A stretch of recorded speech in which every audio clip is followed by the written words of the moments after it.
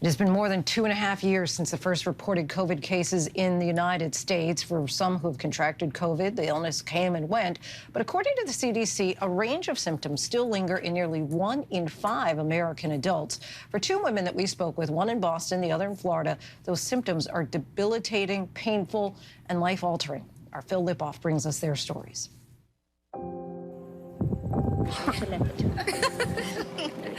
Cheetah's run. We're having so much fun with teaching Nisha on her birthday. And communicated. It's a date I like to go back to. When I'm in denial, that maybe I am a hypochondriac. Hey, this is my peace offering to you all. Maybe I'm being a drama queen.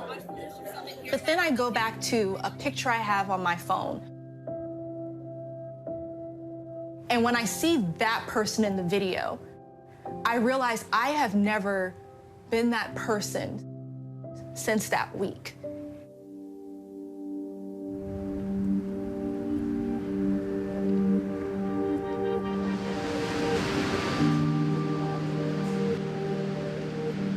Well, my doctor was the one who I called actually first. She said, well, given your age and health, it should be no big deal. Just take some Tylenol and do some yoga. You're running, you're cycling, you're fit, and you're also 30.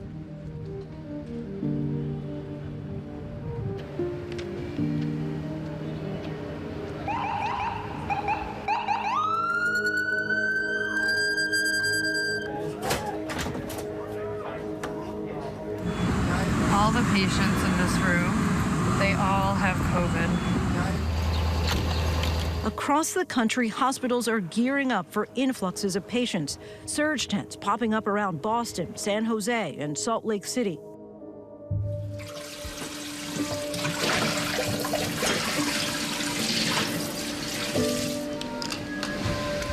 Give me some water. When COVID hit, Nisha was perfectly healthy. She was living her dream, graduating from Boston's MIT in 2014, had her own nonprofit, and was saving for a house with her partner. But after getting COVID in March of 2020, she was forced to put all of that on hold. Everyone who met me said, just give it a couple more weeks. The more they saw me slowly going downhill, everyone kind of switched to, you're developing some type of chronic condition. We don't know what it is. I'm terrified. I've been terrified for the past year. I've been especially terrified the last 6 months. Month after month, her COVID symptoms persisted. And then Nisha started developing new conditions.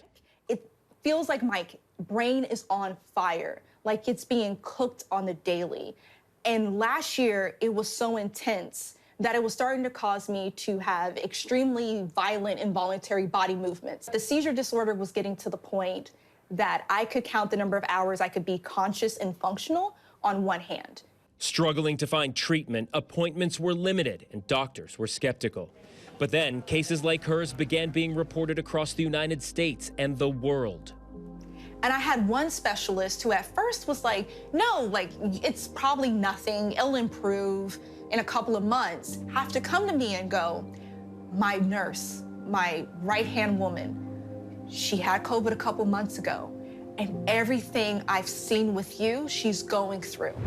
Tonight, the number of cases of coronavirus spiking here in the U.S. Chinese officials are warning the virus could be even more contagious than first thought. I know people want to hear it's only going to be a matter of weeks and then everything's going to be fine. According to the CDC, 1 in 13 adults in the United States have had long-lasting COVID symptoms.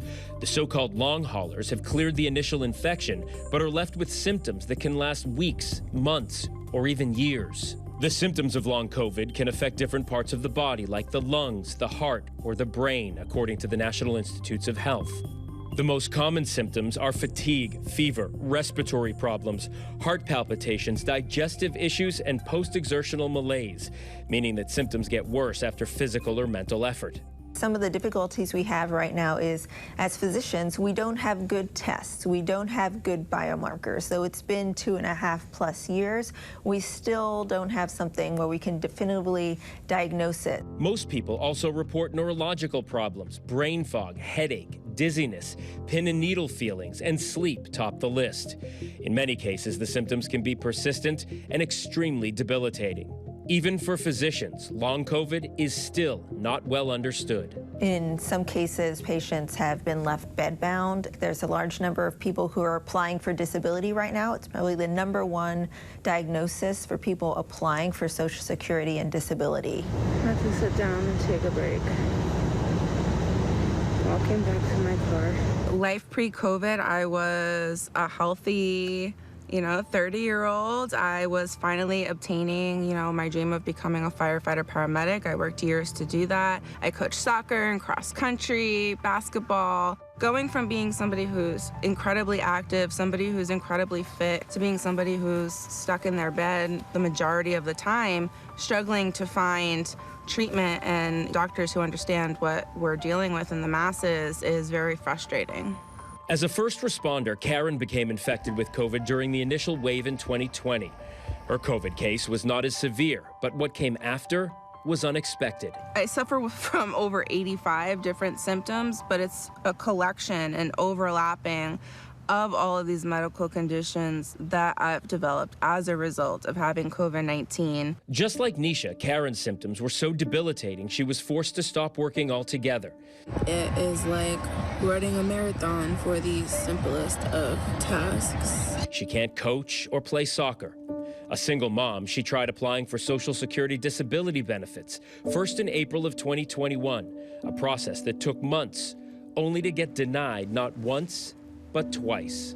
There's not a lot of resources for us right now. What does it look like for single parents like myself, who are the only breadwinners in the family, who are now unable to work but are not qualifying for Social Security disability? To this day, and even as a first responder, Karen has received no financial assistance from the Social Security Administration. She decided to create a group to connect with other long haulers and quickly learned there were thousands of people having similar experiences all across the United States. The COVID-19 long hauler advocacy group alone has gathered more than 13,000 patients, many of them struggling to find treatment and access to disability benefits. So we're bringing agencies together to make sure Americans with long COVID who have a disability have access to the rights and resources that are due under the disability law. Even when President Biden announced more than a year ago that long COVID would be considered a disability, and the CDC recently announcing that 4 in 5 people with long COVID have trouble performing everyday activities, things haven't changed for people like Karen. Experts say cases like hers are the norm. People with long COVID are having a very difficult time accessing disability, even with the presidential memorandums. Emily Taylor, who has done research on disability for years, says in applying for disability benefits, the process is long and the paperwork substantial. Generally speaking, it can take up to 2 years. It's a long, extenuated process, especially with complex chronic illnesses like long COVID, where medical documentation is really difficult to achieve. Generally, it's about an 80% denial rate in the first round, and that was before the pandemic. So I expect that we're only going to see those numbers get worse as time goes on. In a statement, the Social Security Administration tells ABC News that disability evaluations are based on the limitations that affect an individual's ability to work, not a diagnosis. They also say that to date, they have flagged 40,000 disability claims that include indication of a COVID infection, representing 1% of the disability applications they have received lately, and that they don't have more data on these cases to share.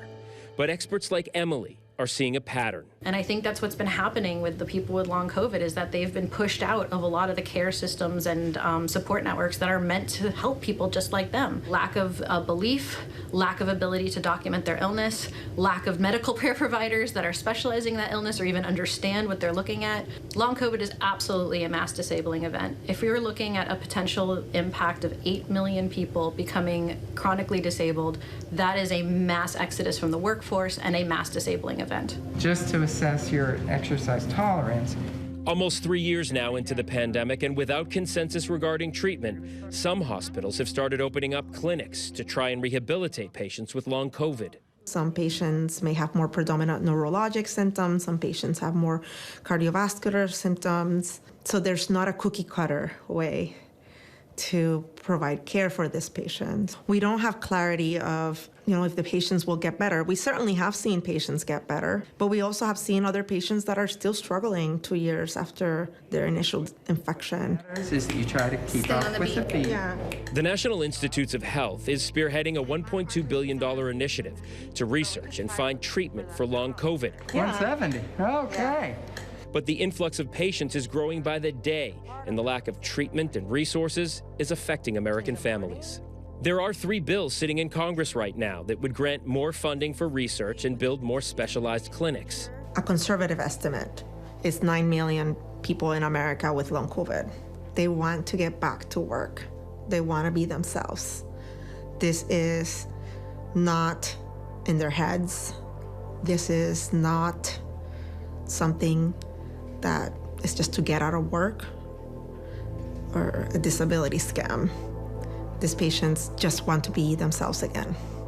It makes sense? You guys got it?